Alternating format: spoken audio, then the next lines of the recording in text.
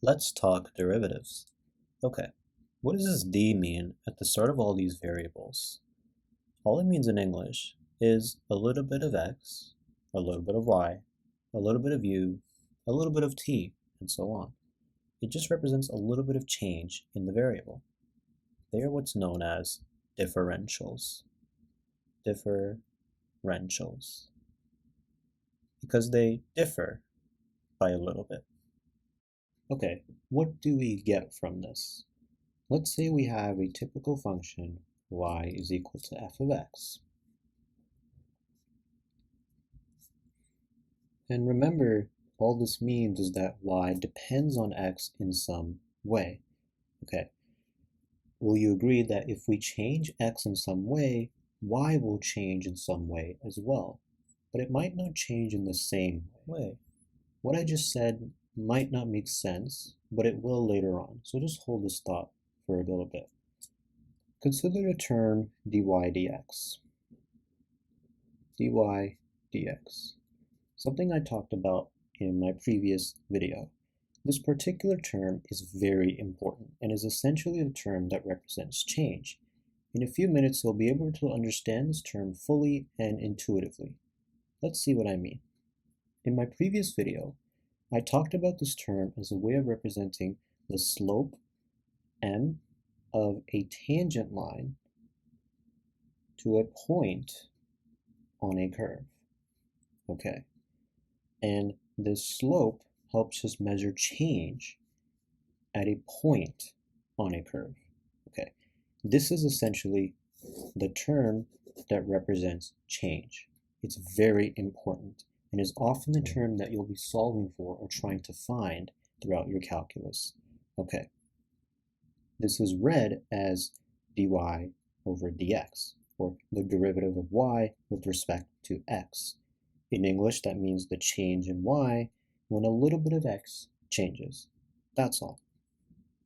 In calculus, in order to find the derivative, dy dx, of a function, you'll be asked to differentiate a function. Now, there's different methods to do so, and we won't get into how to do it specifically. For now, we'll try to understand the idea behind differentiation, and we'll talk about some notation as well. Okay, so when taking a derivative, it's often written in the form of an operator, like this. So to take the derivative of y, we write d dx, like this, bracket of y, like so. So d over dx, bracket y, is equal to not f of x, right? We've just changed the function.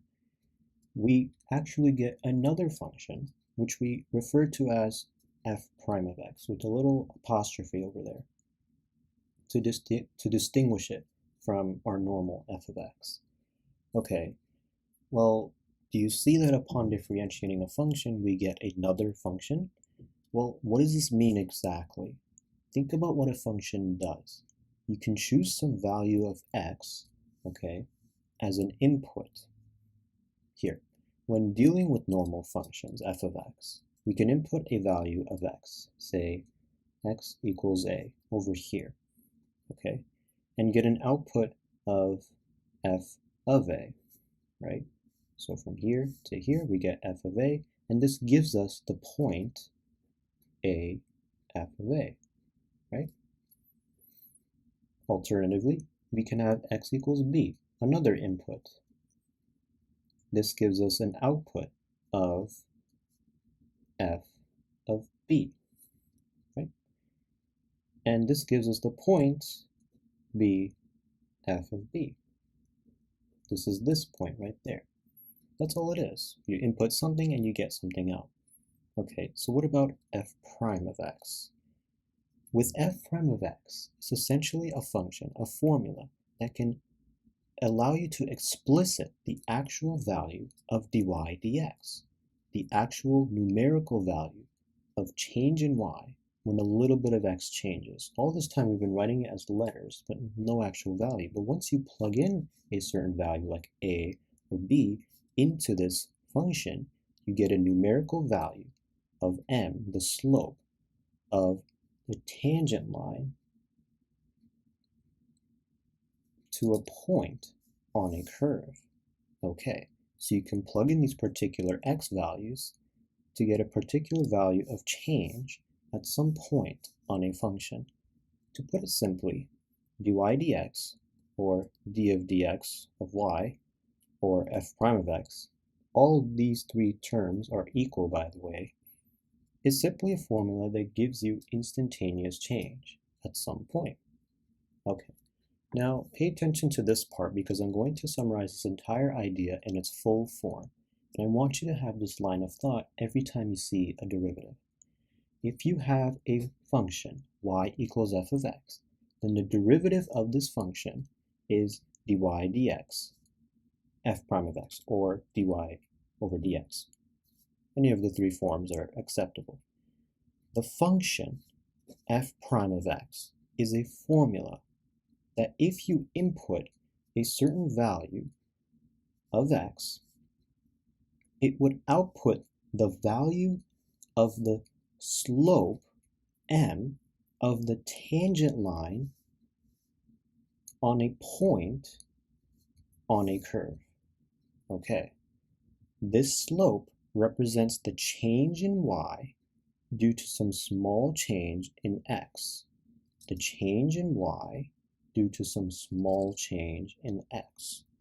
That is the core idea of a derivative, fully summarized, and that is the line of thought I'd like you to have every time you see these symbols going forward in calculus. Okay, let's talk about notation. We can understand how derivatives work and the actual idea behind it, but we also need to know how to actually write these things down. There's a formal notation for all of this. So let's get it all out the way so you know what everything looks like and you know what to expect. Okay. dy dx, you're familiar with this. We've talked about this extensively now. This is also the same as d over dx of bracketed y. That's taking the derivative of y. We can also write this as f prime of x, with an apostrophe. All three of these forms are the same and can be used interchangeably. We can also write df over dx. This is also okay because y is equal to f of x, a function of x. So df over dx. This is the same thing. Okay. We can also write d over dx bracketed f of x. So that's taking the derivative of the original function f of x. Same thing. All of these forms are the same. There's another form that isn't used too often, but it is a form, and that's df over dx of x. Okay, that's not x being multiplied, that's a function of x. Okay, so it's df over dx as a function of x. So it's writing the derivative as an actual function. Okay, just like how y is equal to f of x, a function of x, we have df over dx as a function of x.